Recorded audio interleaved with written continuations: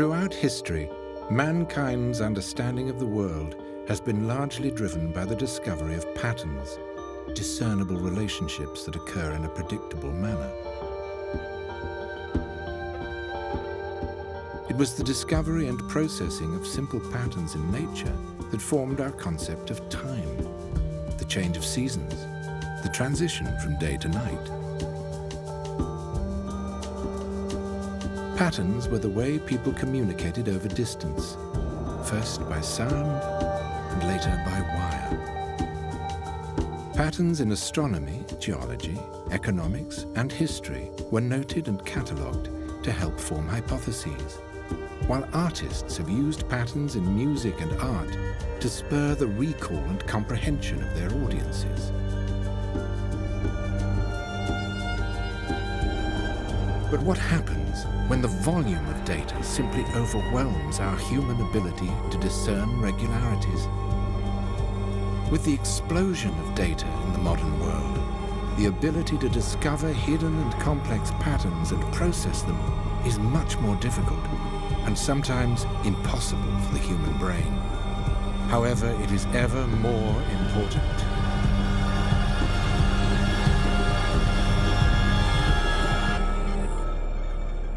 But what if there were a system specifically designed to discover hidden patterns in complex data? One that could simplify 20,000 variables to the 2 or 3 most important. One that presented business leaders and researchers with new hypotheses for their consideration. What if this system were capable of discovering interactions of virtually any order or complexity? That would be a brand new thing, something that's never been possible before in human history. What would you call such a system? A hypothesis generator? A major step beyond machine learning? Something else? We call it pattern computer. Ladies and gentlemen, Mark R. Anderson, CEO of Pattern Computer.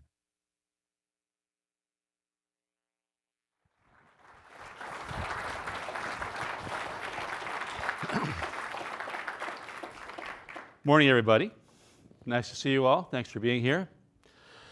I want to share a really, really important question with you all to start this conversation this morning. And that is, what's the difference between pattern recognition and pattern discovery? We're trying today to help you see that there is a gigantic world available through pattern discovery, and you'll see that through everything you see and hear on stage. And to help you underline that ahead of time, I'd like you to think for a minute about the history of science. Big thing. And if you think back, and people have already studied this, it's defined by the question or by the hypotheses that people in science have used. So if you start out with a poor question, you get no result, pretty much, a poor result. If you start out with a good question in your experiment, you get what I would call an incremental result. But if you start out with a great question, you change the world. That's the history of science. If we do a jump cut and say, what's the history of human-computer interactions until today? That's a pretty interesting question. Most people think it's got lots of chapters to it, but you can make it into 2 chapters. All of the human-computer interactions until today could be called, under one umbrella, incremental, in the sense that we ask questions that essentially we already know the answer to. These questions are constrained by what we know, what we believe, even our emotional state. And guess what? The computers bring back something like what we asked for. A little bit better voice recognition, a little bit better facial recognition, whatever it is. But starting today and going forward, we're going to live in a world of human-computer action where we can say to the computer, bring me something I did not expect. Bring me something new, something dramatic. And when you bring it to me, maybe I won't know what it is, but it could change the world. That's where we are, where we stand together today. And that's why we built Pattern Computer. Now, you should be asking yourselves at this point, what the heck is a pattern computer? Unless, of course, you're one of our investors, and you probably know already. And the answer is obvious in a way. It's a purpose-built system, the only job for which is to find pattern discoveries. Not incremental stuff, not the stuff you're used to. We're not going to make facial recognition 10% better. But to find things that are true discoveries that we didn't expect to find wherever we cast that light. And one of the more amazing aspects of this computer, turns out, I'll come back to, is that it's universal. It doesn't care what kind of data you give it. When we set out to do this, to create a purpose-built pattern discovery system, I think you can guess that we were awed by the project, worried by it. The question was, could we do it? It wasn't in any sense clear we could build such a thing. And so, how would you do it? And it's easy to say now that every part of this was tricky, difficult. And I'll just sketch some of the parts for you because it's behind me, and because every part was tough. So imagine you have to ingest data of any type, and you have to do it fast. The word fast comes up a lot in this project. And so we did that. We figured out we have a very, very bright guy, brilliant guy, and he sat down and wrote from scratch a system. And he wrote it using tools that were borrowed from biology. It's a whole new way of writing software. It runs like the wind. It's very fast. It's so fast that when we want to do ingestion now, compared to when we started out, it might take weeks or months to ingest data. Now it takes about 3 seconds on a run. Whoa, pretty fast. He also figured out how to make other things run fast, like the chips. So we now run chips faster than the people who make the chips. In every stage of this work, we had to do things where jump higher, jump faster, do it better, because the challenge was so hard. The idea, if we could actually build this thing, was so hard. We knew how hard it was, that each person in his or her own world had to do the best. So we had to actually create the middle of this in a pattern discovery engine. I'm not going to tell you what's inside that engine today, but we built it.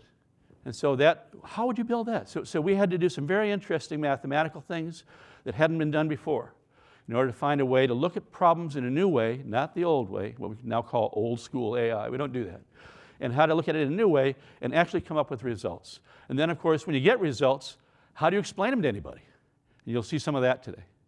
So the worst case scenario would be the thing works and there's no way to talk about it. Or you don't even know what you've discovered. And in fact, one of our more daunting logical problems is when you have a truly new discovery, how do you know what it is and how do you validate it? And that brings up probably the biggest problem in AI today, and again, we're not really AI, is what's called what's inside the black box. So you can, if you're Google or a lot of other folks, AWS, so forth, running the normal machine learning systems, you might find a new incremental discovery, but how did you get that discovery? Chances are you won't know. So that's called looking inside the black box. We had to be able to look inside the black box of our system in order to be able to figure out the meaning of how we got to that discovery and therefore what to do with it. So we had to do that, and we did that too. So all these things were hard. And you could ask yourself too, even if it works. So we got to the point where there's one day where we put all the pieces together. And these people are living all over the country, all over the world actually, all over the country, and they finally get everything done. It all comes into one place. We put it together. We build a data center.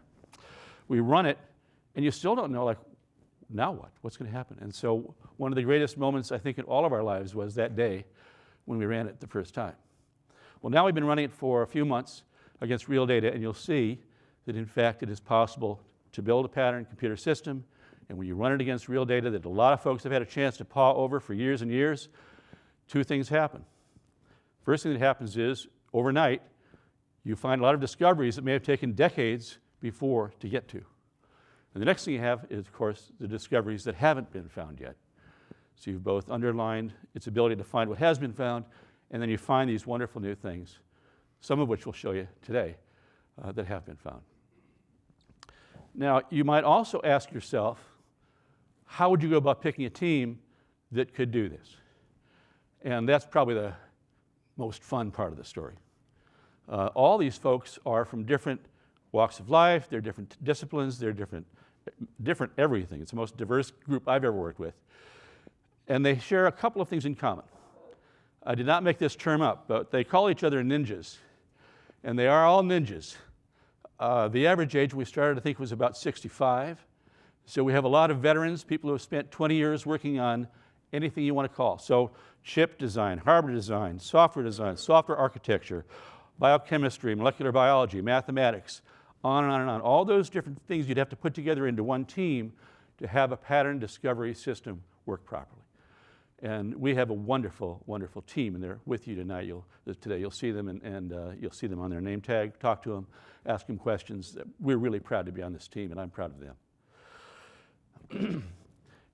Now, these problems are hard, right? So an example of how hard they can be would be if you picture today, a system today can handle maybe one or two things. That's it. So whether you're looking at cancer or any kind of disease problems or traffic, it doesn't matter. A system today would look at one or two variables and then describe how they relate to each other. And that's hard to do.